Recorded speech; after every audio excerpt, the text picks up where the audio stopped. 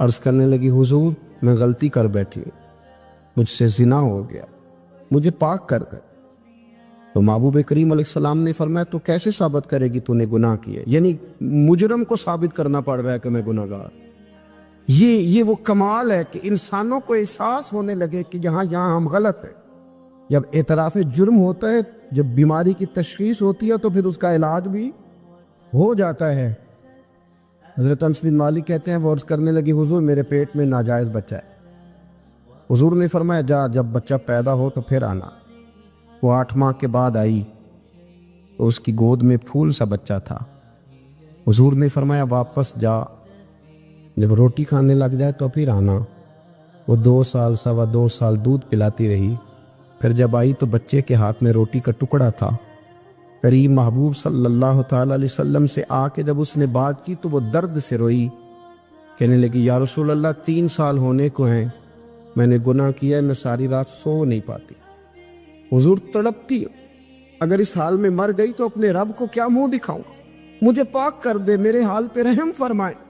محبوب کریم صلی اللہ علیہ وسلم نے بچہ ایک صحابی کو دیا، فرمایا بچوں کی طرح پالنا، اور کہا اسے لے جاؤ، پتھر مار مار کے اسے سنسار کر دو۔ صحابہ کہتے ہیں اسے پتھر لگ رہے تھے اور حضور بے چینی کے ساتھ ٹہل رہے۔ آ کے خبر دی حضور وہ تو وصال کر گئی، انتقال ہو گیا۔ فرمایا یہاں تک تو بات اس کی تھی۔ حضرت انس بن مالک کہتے ہیں اب محبوب کریم نے صحابیات سے فرمایا اسے غسل دو، کفن پہناؤ، جنازہ تیار ہو جائے تو مجھے خبر کرنا۔ حضرت انس بن مالک کہتے ہیں غسل ہوا، کفن ہوا، جنازہ تیار ہوا تو حیران ہم تب ہوئے جب میرے محبوب نے فرمایا صفے بناؤ، میں خود جنازہ پڑھاؤں گا، میں خود جنازہ پڑھاؤں۔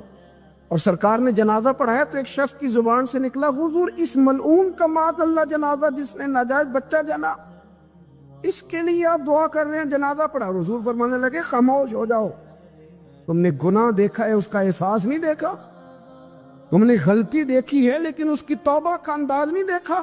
اور صاحب کنز العمال نے یہ لفظ نقل کیے ہیں کہ کریم محبوب فرمانے لگے اس نے تو ایسی شاندار توبہ کی ہے کہ اگر میں اپنی ساری امت میں بانٹ دوں تو اللہ سب کی مغفرت فرما دے گا۔ احساس جب پیدا ہو جاتا ہے نا اپنے دل کے اندر کہ یہاں میں غلط ہوں، ان العبد اذا اعترف ثم تاب تاب اللہ علیہ او کما قال نبی صلی اللہ علیہ وسلم، رواہ مشکات۔ حضور نے فرمایا جب کوئی بندہ کہتا ہے نا اللہ میں بھول گیا تھا، اور پھر وہ توبہ کرتا ہے تو رب اس کی توبہ کو فوراً ہی قبول فرما لیتا ہے۔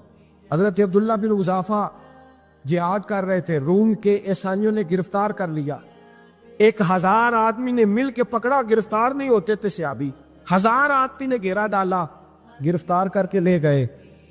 اور جب بادشاہ کے سامنے گئے تو وزیر کہنے لگا بادشاہ بندہ بڑے کام کا ہے، اگر ہمارے قابو آ گیا تو فائدہ دے گا، صحابی ہیں حضرت عبداللہ بن حذافہ، حضرت فاروق اعظم کا زمانہ ہے، اگر قابو آ گیا تو فائدہ دے گا۔ بادشاہ کہنے لگا کیوں، کیا خوبی ہے؟ کہنے لگے ہم 1000 آدمی تھے، یہ اکیلا قابو نہیں آ رہا تھا، 1000 آدمی تھے، اگر ہماری فوج میں شامل ہو گیا تو بہت بڑا جرنیل ملے گا۔ بادشاہ کہنے لگا کوئی مسئلہ نہیں، 2-3 چیزیں ہوتی ہیں بندے کو خریدنے کے لیے، خرید لیتے۔ بادشاہ کہنے لگا عبداللہ جتنی دولت تجھے چاہیے میں تجھے دے دیتا ہوں، میرے لشکر میں آ جا، معاذ اللہ اسلام چھوڑ دے۔ حضرت عبداللہ بن حذافہ کیا فرماتے ہیں بڑا تو بیوقوف ہے، میں نے دولت کمانی ہوتی تو مدینے میں بیٹھ کے تجارت کرتا، میں دولت کمانے نہیں نکلا، میں تو رسول اللہ کی رضا کمانے کے لیے نکلا ہوا ہوں، دولت کمانی ہوتی تو کسی مارکیٹ میں ہوتا، میدان میں آنا تو شہادت ہے مطلوب مقصود مومن، نہ مال غنیمت نہ کشور کشائی، یہ دولت تو لوٹی ہے رسول اللہ کے دروازے کی، جو تو پیچھے پیچھے پھرتی ہے نبی پاک کے غلاموں، یہ کمانی ہوتی تو میں کسی مارکیٹ میں ہوتا، میدان میں تھوڑا ہوتا۔ عبداللہ بن حذافہ سے ایک دوسری چال چلی، کہنے لگے میاں عہدہ جو تجھے چاہیے، میں بادشاہ ہوں، میرے نیچے جو عہدہ تو کہے گا وہ تجھے مل جائے گا۔ حضرت عبداللہ بن حذافہ کہنے لگے شاید تجھے پتہ نہیں میری تعریف کیا ہے، شاید تو جانتا نہیں میری تعریف کیا ہے۔ کہا صاحب کی کیا تعریف ہے؟ کہنے لگے میں رسول اللہ کا صحابی ہوں، اور کائنات میں سب سے بڑا عہدہ مصطفیٰ کے صحابی ہونے کا عہدہ ہے۔ صحابہ وہ صحابہ تھے جن کی ہر صبح عید ہوتی تھی، خدا کا قرب حاصل تھا، نبی کی دید ہوتی تھی۔ فرمایا میں نے حضور کے جلوے دیکھے ہوئے ہیں، مجھے عہدے کی ضرورت ہی نہیں، اور میں نے عہدہ لینا ہوتا تو میں سیاست کرتا، میں تو شہادت لینے نکلا ہوں میدان میں، عہدے کا میں نے کیا کرنا ہے؟ اب بادشاہ کہنے لگا اسے قتل کر دو، وزیر کہنے لگا نہیں، ایک بات اور ہے، مجھے ایک چال اور چلنے دو۔ کہا وہ کیا؟ کہنے لگے میری بیٹی بڑی خوبصورت ہے، مجھے موقع دو اپنی بیٹی کو سجا بنا کے، وہ جوان جس کی جوانی اتنی بڑی ہے کہ 1000 آدمی مقابلے میں کھڑا نہیں ہوتا، اس جوان کے کمرے میں رات کی تنہائی میں بنا سوار کے بی بی کو بھیجا۔ وہ بی بی کہتی ہے میں ساری رات بن سور کے اس صحابی کے کمرے میں بیٹھی رہی، لیکن یہ کیا شخص تھا، ساری رات ہی مسلح پہ بیٹھا رہا، ساری رات ہی، کچھ دیر تھک جاتا تو یہ کریم رسول پہ درود پڑھنا شروع کر دیتا۔ بی بی کہتی ہے سحری ہو گئی تو میں نے چھو کے دیکھا کہ انسان ہے کہ جن ہے، یہ بندہ ہے کہ فرشتہ ہے، چھو کے دیکھا، کہنے لگے پیچھے ہٹ جا۔ میں نے کہا میں نے تو سنا تھا تو 1000 کے مقابلے میں ہے اور تو اتنا بے حص ہے کہ بنی صبری دلہن بیٹھی ہے، تو نے نظر نہیں کی؟ عبداللہ بن حذافہ، بی بی کہتی ہے نظر پھر نہیں اٹھائی، نظر پھر جھکی ہوئی ہے۔ کہنے لگے بی بی میں مجبور ہوں، اب میرے اوپر کوئی حسن نہیں چلتا، میں نے جلوائے بدوہا کا دیدار کیا ہوا ہے، اب میری نگاہوں میں جچتا نہیں کوئی، اس لیے کہ جیسے میرے سرکار ہے ایسا نہیں کوئی، کبھی بھی اب نہیں کسی کا میرے اوپر جادو چلتا۔ میں نے مصطفیٰ کو اور کہا ذرا پیچھے ہٹ کے بیٹھ، مجھے میرے رسول نے غیر محرم سے بچنے کا حکم دیا ہے، ذرا پیچھے ہٹ کے بیٹھ۔ سحری کا وقت تھا تو بی بی کہتی ہے اس نوجوان کے جملے میرا سینہ چیر گئے، کلیجہ پھٹ گیا، چیخ نکلی، میں کفر کے عالم میں روئی۔ میں نے کہا مجھے بتا تو صحیح، آخر یہ جذبہ کہاں سے ملتا ہے؟ آخر یہ روشنی تو میں نے دیکھی نہیں، کہاں سے آتی ہے؟ ایک میرا باپ ہے جو بنا سور کے مجھے تیرے کمرے میں چھوڑ گیا، بتلا یہ کہاں سے کیف آتے ہیں؟ عبداللہ بن حذافہ کہنے لگے اگر کیف لینا ہے تو بھی میرے مصطفیٰ کا کلمہ پڑھ جا، آجا دروازے رسول پہ جھک جا، مل جائے گا۔ سویرے دروازے پہ باپ آیا بیٹی سے رزلٹ لینے، دروازہ کھولا تو بیٹی نقاب پہنے باہر آئی۔ باپ کہنے لگا کیا بلا؟ کہنے لگی پیچھے ہٹا، تو غیر محرم ہے، کافر ہے، میں مسلمان ہوں۔ اس نے کہا کیا ہوا؟ کہنے لگی تیرے جیسے کو باپ کہوں، تیرے جیسے کو جو مجھے استعمال کر رہا تھا؟ میں تجھے باپ نہیں مانتی، میں اب رسول والی ہو گئی، میں حضرت فاطمہ کی کنیزہ ہو گئی، میں اب نبی کریم کی خادمہ ہوں، خبردار میرے قریب نہ آنا۔ یہ داؤ بھی ناکام ہوا۔ اب حضرت عبداللہ بن حذافہ کے سامنے موت کھڑی کی، ایک کڑا میں تیل گرم کیا، کہنے لگے تجھے اس میں جلایا جائے گا۔ حضرت عبداللہ بن حذافہ رضی اللہ تعالیٰ عنہ جب جلنے کے قریب ہوئے تو رونے لگے۔ روم کا بادشاہ کہنے لگا شاید ڈر گیا ہے، کہنے لگے اب سمجھ آئی ہے، اب تجھے پتہ چلا ہے، چلا آ جا۔ حضرت عبداللہ بن حذافہ کہنے لگے تو کافر ہے، تیری کافروں والی سوچ ہے، اس لیے نہیں رویا کہ موت سے ڈر گیا ہوں، میں تو اس لیے رویا ہوں کہ ایک جان ہے وہ نبی پاک پہ قربان ہو رہی ہے، کاش رب مجھے 1000 جان دیتا، میں ساری مصطفیٰ پہ قربان کر دیتا۔ ایک سنار نے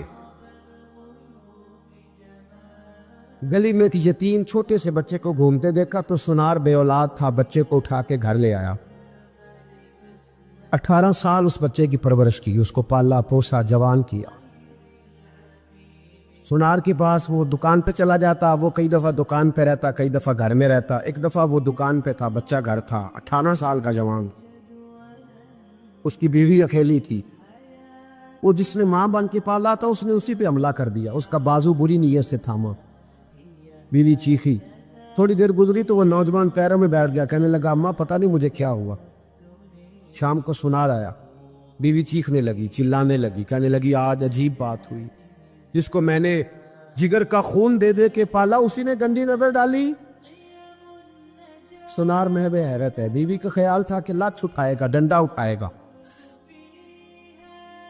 نوجوان کو مارے گا، لیکن وہ رونے لگ گیا۔ اس نے کہا آج اس نے میرا بازو تھاما ہے، جانے کیا کیا ہے؟ پریشان ہونے لگ گیا، سجدے میں گر گیا، کہا تو بتاتا کیوں نہیں؟ تو وہ سنار کہنے لگا اس کی غلطی نہیں، 18 سال کے بعد آج مجھ پر بھی شیطان سوار ہوا تھا، ایک عورت آئی تھی، اپنے بازوؤں میں چوڑیاں پہننا چاہتی تھی تو میں نے بھی گندی نظر سے ہاتھ ڈالا تھا، رب کریم نے مجھے فوراً اس کی سزا دی، جن کے گھروں میں بیٹیاں ہوتی ہیں ان کی نظریں گندی نہیں ہوتی، جو بیٹیوں کے باپ ہوتے ہیں، جو بہنوں کے بھائی ہوتے ہیں، ان کی نظریں گندی۔ اور اگر تو ٹیلی فون کرتا ہے، تو کسی عورت کے ساتھ تعلق رکھتا ہے، تو یہ بات لکھ لے، امام فخر الدین رازی 1، علامہ اسماعیل حقی 2، ملا جلال الدین رومی 3، امام خازن 4، امام جلال الدین سیوطی 5 حدیث کے استاد اور محدث لکھتے ہیں کہ اگر تو کسی پر گندی نظر ڈالے گا تو تیرا گھر بچ سکتا، یاد رکھ نہیں بچے، اس لیے کہ تیری نظر ہے، کسی کی بیٹی کو بیٹی سمجھ تاکہ تیری بچی کا پردہ قائم رہے، کسی کی بہن کو، یہ کیا بات ہوئی کہ تو جتنا مرضی گند معاشرے میں پھیلاتا رہے تیرا گھر بچا رہے، یہ کیسے ہو سکتا ہے؟ فَإِنَّ لَهُ مَعِيشَةً ضَنْكَ، اللہ فرماتے ہیں زندگی تنگ ہو جائے گی تیرے لیے مشکل، تو ڈھونڈتا پھرے گا کہ میں مرنے کو جگہ تلاش کروں۔ سچی توبہ کرے، کھری توبہ۔ یہ گناہ انسان کو مجبور کر دیتے۔ حضرت عبداللہ بن مبارک رحمۃ اللہ تعالی علیہ، ان کے سینکڑوں شاگرد تھے، ایک شاگرد کے انتقال کا وقت آیا تو گھر گئے ملنے، آپ کہتے ہیں میں نے زور لگا لیا پر اس کی زبان پر کلمہ جاری نہیں ہوا، میں اسے کہتا کلمہ پڑھ پر اس کی زبان پر جاری، اللہ اکبر، بہت بڑی نعمت ہے، دعا فرمائیں اللہ ایمان کی موت عطا فرما، ایمان کی موت دے اللہ کریم، ایمان کی موت دے۔ ایسے بھی لوگ دیکھیں ہیں، مسجد نبوی ہے، رسول اللہ کا شہر ہے، سر سجدے میں ہے، روح پرواز کر گئی، روح پر کتنا نصیبوں والا ہے، کتنا نصیبوں والا کہ مسجد نبی میں سر سجدے میں رکھا ہے، اور اللہ تبارک و تعالیٰ نے محبوب کے قدموں میں موت عطا فرمائی۔ حضرت عبداللہ بن مبارک کہتے ہیں میں نے اس کو کہا کلمہ پڑھ تو اس کی زبان پہ جاری نہیں ہوتا، میں بار بار کہتا تو وہ منت کرتا، کہتا حضور میں کوشش کرتا ہوں جاری نہیں ہوتا۔ فرماتے میں پریشان ہو کے اٹھا، ابھی میں دروازے پہ پہنچا تھا، اس نے چیخ ماری اور روح پرواز کر گئی، بچے رونے لگے، بیوی رونے لگی، تو میں نے اس کی بیوی سے کہا کہ یہ جرم کیا کرتا، اتنا بڑا پاپی پہ کلمہ جاری نہیں ہوا۔ اس کی زوجہ کہنے لگی حضرت جی 2 گناہ تھے اس کے، ایک تو یہ شراب کا عادی تھا، روکتی تھی باز نہیں آتا تھا، اور دوسری بات یہ کہ یہ اپنی اماں کا نافرمان تھا، وہ 2 گلیاں چھوڑ کے رہتی ہے، یہ کبھی ملنے نہیں گیا تھا، اس بوڑھی کا کلیجہ اس کی طرف سے بڑی تکلیف میں تھا۔ حضرت عبداللہ بن مبارک کہنے لگے جا تو بھی دعا کر، اس کی ماں کو بھی کہہ دعا کرے کہ یہاں تو یہ کلمہ نہیں اسے نصیب ہوا، اللہ کرے اللہ آخرت کی منزلیں اس کی بہتر فرما دے۔ حضور صلی اللہ علیہ وسلم کے پاس ایک مہمان آ گئے رات کے وقت میں، جب وہ آئے تو حضور نے پوچھا کھانا کھانا ہے؟ تم نے کہا کھانا ہے۔ جھوٹ اور بھوک کو جمع کرنا منع ہے، کہا جی کھانا ہے۔ تو حضور صلی اللہ علیہ وسلم نے فرمایا ازواج مطہرات کے گھروں میں پتہ کرو کچھ ہے۔ حضرت ام سلمہ کے گھر میں پتہ کیا تو کہا یا رسول اللہ 4 دن سے روٹی نہیں پکی۔ حضرت زینب سے پوچھا تو کہا حضور کئی دن سے چولہا ہی نہیں جلایا۔ حضرت عائشہ صدیقہ، حضرت میمونہ، حضرت سودا، تمام گھروں سے بظاہر یہ 2 جہاں کے شاہ ہیں پر پاس کچھ رکھتے نہیں، 2 جہاں کی نعمتیں ہیں ان کے خالی ہاتھ میں، ہر چیز ہے پر فقر اختیاری ہے، کوئی شے نہ ملی۔ نبی پاک صلی اللہ علیہ وسلم نے مسجد میں اعلان کیا، فرمایا کون ہے جو میرے مہمان کو روٹی کھلائے؟ ان لفظوں کا حسن کوئی حسن والا ہی سمجھ سکتا ہے، فرمایا کون ہے جو میرے مہمان کو کھانا کھلائے؟ تو ایک صحابی لے گئے اور اٹھے، وہ صحابی جو صحابہ میں غریب تھے، ایک انصاری جو غریب آدمی تھے، بہت زیادہ امیر آدمی اللہ کی راہ میں خرچ نہیں کر پاتا، اس کے لیے مشکل ہو جاتا ہے، اس کے لیے بہت امیر آدمی جو ہوتا ہے نا، وہ جتنا زیادہ امیر ہوتا ہے نا اتنی دیوار اس کے گرد کھڑی ہو جاتی ہے پیسوں کی، مشکل ہو جاتا ہے اس کے لیے۔ غریب آدمی کھڑے ہوئے، اگرچہ میرے محبوب کے غلاموں میں جو بڑے امیر تھے وہ بھی خرچ کرنے میں بڑے آگے تھے، حضرت عثمان غنی رضی اللہ تعالیٰ عنہ، حضرت عبد الرحمن ابن عوف، حضرت ابو بکر صدیق رضی اللہ۔ لیکن یہ غریب آدمی کا حضور میں لے جاؤں گا، میں لے کے جاؤں، اور یہ بخاری مسلم ہے، حضور نے فرمایا لے جاؤ۔ وہ اب صحابی گھر لے گئے اور بیوی سے مشورہ کیا، بات پہ غور کرنا، ہر چیز کی بھوک دیکھی جا سکتی ہے، بچوں کی نہیں دیکھی جا سکتی۔ وہ انصاری حضور کے مہمان کو گھر لے گئے، جا کے بیوی سے مشورہ کیا، کہا بھلی مانس گھر میں کچھ ہے؟ تو اس نے کہا تھوڑا سا بچوں کے لیے کھانا رکھا ہے، بچوں کے لیے۔ بچے تو بزدل کر دیتے ہیں، بچے تو آدمی کو بزدل کر دیتے ہیں، بچے تو مار دیتے ہیں، کلیجہ پھٹ جاتا ہے بچہ بھوکا ہو تو، نیند نہیں آتی۔ اب صحابی اپنی بیوی سے کیا کہتے ہیں؟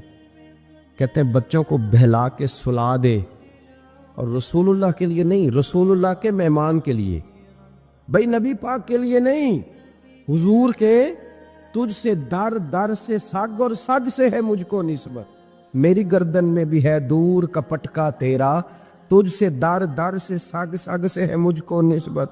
لمبی بات ہے کہ بچوں کو سلا دو۔ بی بی نے بچوں کو سلا دیا تو میاں بیوی کا مشورہ ہوا کہ مہمان کے ساتھ بیٹھ کے روٹی کھانا بھی سنت ہے۔ تو اب مہمان کے ساتھ بیٹھ کے کھانا بھی ہے تو کھانا ہے ایک دو آدمی کا۔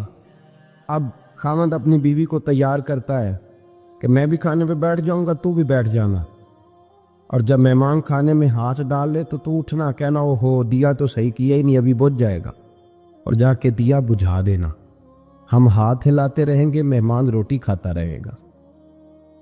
اور یار اس درد کو، اس کیف کو سمجھو، گھر میں بچے بھی بھوکے، بچوں کی ماں بھی بھوکی، بچوں کا باپ بھی بھوکا، دسترخوان پہ روٹی لگ گئی، روٹیاں چون ڈالیں، بی بی اٹھی کہنے لگی او ہو چراغ تو صحیح کیا ہی نہیں، یہ تو بجھ جائے گا۔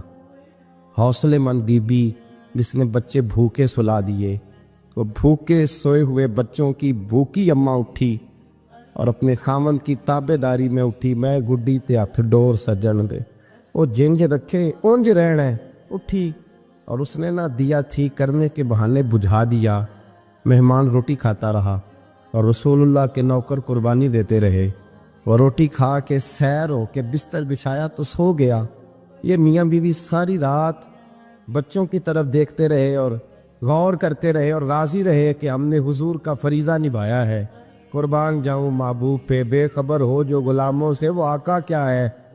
وہ صحابہ وہ اگر قربانیاں دیتے تھے تو جو اعزاز ملتا تھا وہ بھی بڑا شان والا ہے۔ صحابی کہتے ہیں میں فجر کی نماز پڑھنے مسجد آیا، پہلا قدم رکھا تو میرے کریم بولے، حضور نے فرمایا رات جو تو نے اور تیری بیوی نے عمل کیا ہے خدا کو بھی بڑا پسند آیا ہے، محمد مصطفیٰ کو بھی بڑا پسند ہے۔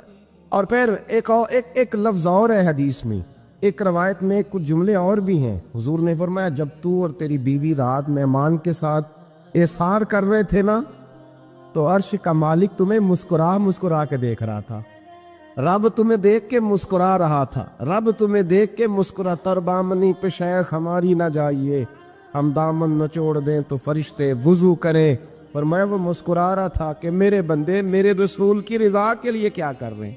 اور صاحب دیکھو، نبی پاک کے لیے نہیں، خاندان کے لیے نہیں، خاندان نبوت کے لیے نہیں، حضور کے نہ سمجھے یار، اس پہلو کو سمجھے۔ نبی پاک کے بریلی کے امام بول پڑے، فرمانے لگے تجھ سے در سے سگ سے ہے مجھ کو نسبت، تجھ سے در سے ساگ کتے کو کہتے ہیں فارسی میں۔ فرماتے محبوب تیرا دروازہ اور دروازے پہ کتا اور کتے کے پاس میں بیٹھا ہوں، چلو کتے کے پاس تو بیٹھا ہوں نا، میری گردن میں بھی کوئی تو پٹکا آیا ہی ہے نا، تجھ سے در سے سگ اور سگ سے ہے مجھ کو نسبت، چلو میری گردن میں بھی ہے دور کا پٹکا تیرا۔